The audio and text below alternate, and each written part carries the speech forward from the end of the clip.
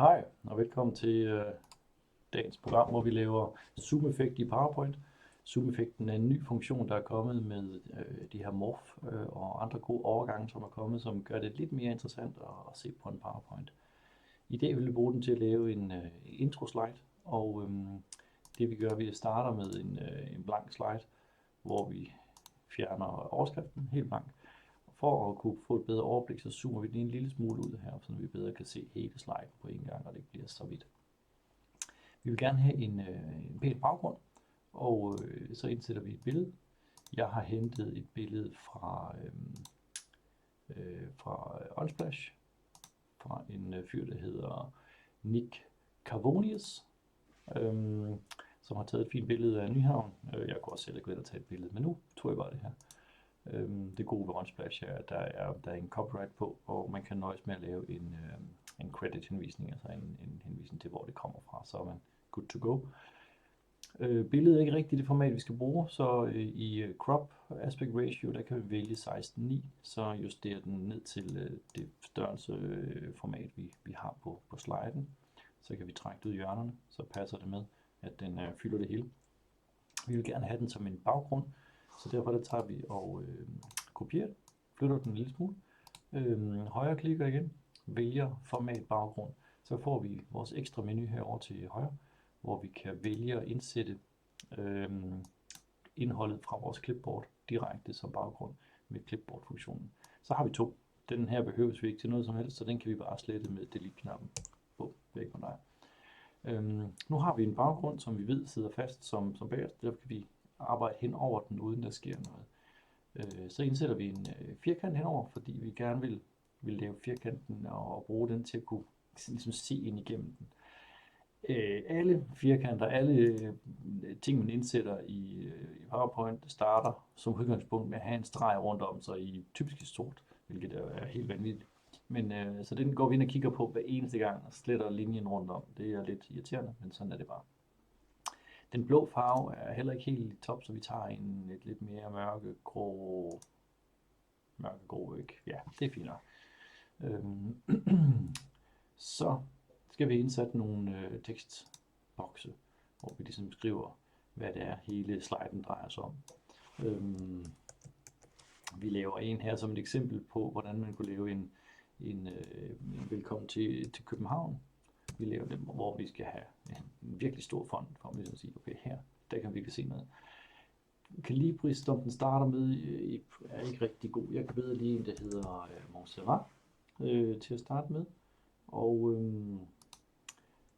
den har vi her, og de fleste fonte kan hentes, og det gælder om at finde sin egen stil, hvad man synes, der ser fedt ud. Men jeg har godt lide en stor, bold font til at starte med, og så en anden font til ligesom at bryde det hele op. Og vi vælger en anden font til navnet her. Se den her, fordi Calibri vil ikke rigtig passe ind i størrelsen, og hvis vi tager den her Montserrat, så bliver det sådan lidt ens i ens. Og nogle gange kan det være meget godt at have det helt ens, men lige den her gang, der vil vi gerne have noget andet. Så jeg har fundet den her Sign Painter, som er egentlig rigtig fin. Det er sådan en lidt hyggelig og venlig. Stregerne går ikke helt skarpe og helt lige. Det er sådan lidt mere tegneserie. Det kan jeg egentlig godt lide. Nu har vi lavet vores figur. Man kan råde rundt med at finde ud af, hvordan det lige skal sted det ene eller andet sted, eller helt præcist i midten. Det er ligesom, hvordan man selv vil. De her arrange-funktioner her virker rigtig godt til at få ting til at være i lige og i midten. Nu vil vi gerne prøve at se, om vi kan lave den her gennemsigtighedsfunktion, som vi kan se igennem. Vi vælger baggrunden først, så vælger vi teksten, og i shape format her, der kan vi vælge merge shapes. Og der har vi den, der hedder subtract, som ligesom fjerner teksten, så kan man kigge igennem ind i billedet, og så kan vi pludselig se, det ser sjovt ud. Nu har vi Visit Copenhagen, og vi kan bare se, at der er en lille smule af København inde bagved. Og det er noget af den effekt, vi går efter.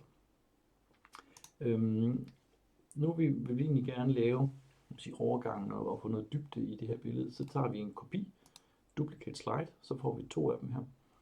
Og for at få den gode effekt, så går vi ned i hjørnet og zoomer helt ud, og så bliver den helt lille. Trykker på den, og så de her hvide nogle, dem kan man bruge til at zoome ud, og der kan vi gøre den virkelig stor. Og det vi skal bruge, det er, at den skal være så stor, at hele sliden kan gemme sig inde i et af bogstaverne. For det der sker, det er, at vi ligesom starter med det her slide. Vi kan prøve at se det i view, så kan man se her. Her kommer vi fra, og så ender vi her. Det skal selvfølgelig være lidt pænere, men det kommer vi til. Men vi skal bare kunne se det hele. For at få lavet overgangen, så kan vi trykke på den på slide 2. Og i Transitions, der findes den her Morph. Så kommer der en lille stjerne herude til venstre. Og hvis vi klikker på Vis slideshow, så kan vi se, at her kommer forsiden, og så zoomer den ligesom ind. Bang, så er vi her. Selve sliden er jo lidt kedelig at komme ind til, så den kan vi lige gøre lidt, så vi kan zoome tættere på, og så ligner den sin normale måde at have slides på. Og så sætter vi en tekstboks ind, hvor vi ligesom skriver noget tekst, og der har jeg lige skrevet noget tekst i forvejen, fordi det er bare lidt nemmere. Og det kan man sige, her er det lidt svært at læse teksten, og det er sådan lidt, det var lidt irriterende. Så derfor vil vi gerne gøre det tydeligere, og det vi kan gøre, det er, at vi lægger en kasse ind bagved. Og igen, der kan man se, at der er den lille sorte streg rundt om, så den går vi ind og fjerner, no line. Og så fordi vi vil gerne have den lidt længere bagud, men ikke allerbagerst, så vi sender den backwards, som det hedder. Så den kommer sendt backwards. Så nu er den i lag 2. Men den blå farve, den dækker nu for hele billedet, og det gider vi heller ikke have. Så vi tænder for en gradient. Vi tager en, som går fra venstre mod højre. Vi fjerner de her to bare ved at tage dem, og så trækker dem ned væk, så forsvinder de. Så laver vi begge to sorte. Trækker dem ind på midten, det er sådan lidt på slump. Det er stadig helt sort det hele. Den til højre, den laver vi 100% gennemsigtig. Eller omvendt. Den til venstre laver vi 100% gennemsigtig. Og den anden laver vi sådan et eller andet. Sådan lidt gennemsigtigt. Nu kan vi begynde at se teksten herinde. Hvis vi nu tager teksten og laver hvid. Hvis vi siger, at teksten den skal vi have til at blive hvid. Så begynder det pludselig at ligne noget.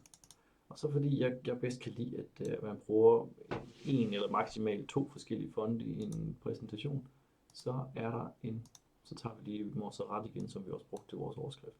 Der kan man vælge noget andet.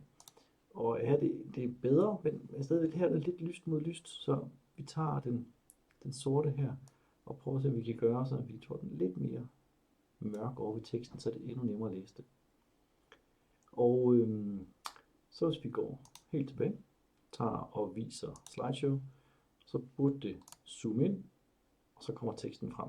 Og så har vi lavet en sur overgang til den første slide, og så kan vi begynde at arbejde videre derfra.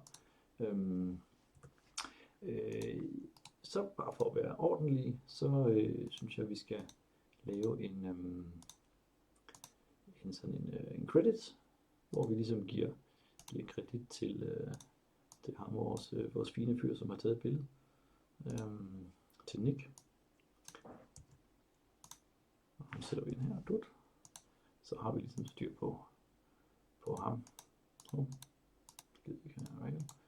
Og Montserrat, og lidt større her. Sådan der, så har Nick også fået den. har lidt samme problem, vi kan se, at den hvide og den gule passer ikke rigtig sammen. Så der smider vi også lige en kasse ind bagved, som har en gradient på, så det er lidt nemmere. Og vi tager teksten, bring to front, så har vi styr på det. Så kan man se, så har vi helt styr på alting, og sådan der. Bum. Det var zoom-effekt i PowerPoint. Jeg håber, I kunne lide den, og der kommer nok flere af den her slags.